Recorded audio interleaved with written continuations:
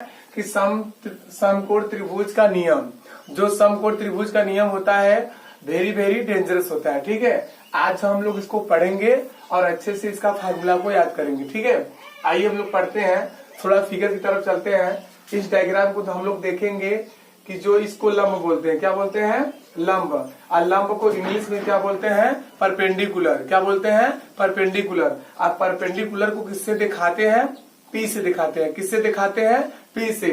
इसको क्या बोलते हैं, ए बी। जो ए बी भुजा है इसको क्या बोलते हैं, आधार। और आधार को इंग्लिश में क्या बोलते हैं, बेस बोलते हैं। क्या बोलते हैं, बेस। अब बेस को किससे दिखाते हैं, बी से। इसको जो ए और सी भुजा दिख रही है, एसी भुजा को हम लोग क्या बोलते हैं, जो एसी भुजा है, एसी भुजा को हम लोग क्या बोलते हैं, कर्ण। अब कर्ण को इंग्लिश में क्या बोलते हैं, हाइपोटेनस। क्या बोलते हैं, हाइपोटेनस। और हाइपोटेनस को किससे दिखाते हैं, एच से। किससे दिखाते हैं, एच से।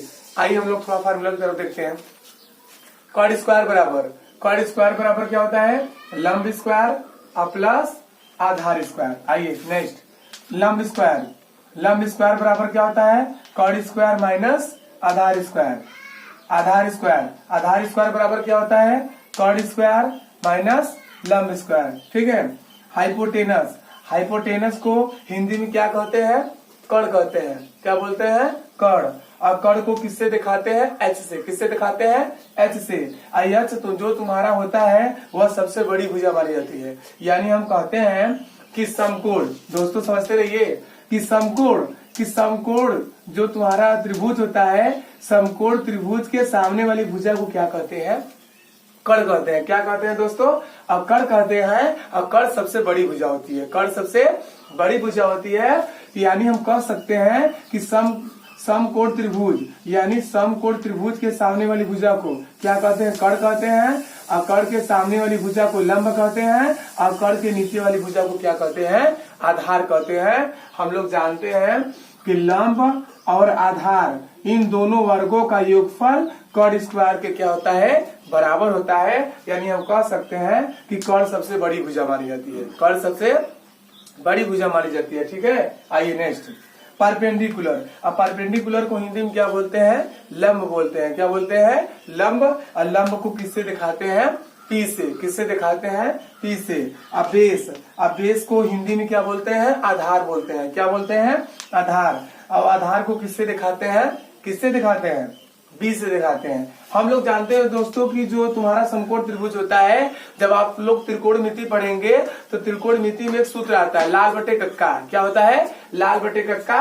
लाला आम लाया कच्चे कच्चे आम, लाल बटे कक्का। उसमें हम लोग पढ़ते हैं sine theta, cos theta, tan theta, cosec theta और सेक थीटा, कॉट थीटा। हम लोग जानते हैं कि लाल बटे कक्का जो होता है वो लाला आम लाया कच्चे कच्चे आम, उसमें ही हम लोग पढ़ते हैं समकोण त्रिभुज।